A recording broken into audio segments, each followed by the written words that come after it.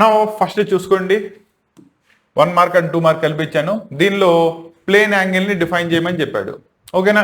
Generally plane angle అంటే define ఎలా చేస్తారంటే, plane angle is define as it is the ratio of arc length divided by the corresponding radius.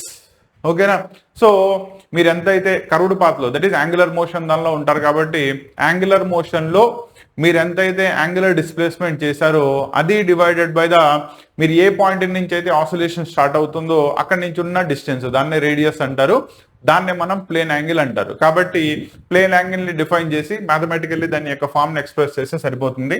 రెండోది, what is meant by dimensional formula. Dimensional formula అంటే ఏంటి అన్నాడు. Dimensional formula అంటే ఏం లేదు, మనకి బేసిక్ డైమెన్షన్స్ వచ్చేటప్పటికల్లా మాస్కి తీసుకుంటే ఎమ్, అలాగే డిస్టెన్స్కి తీసుకుంటే ఎల్, టైంకి తీసుకుంటే టీఈ.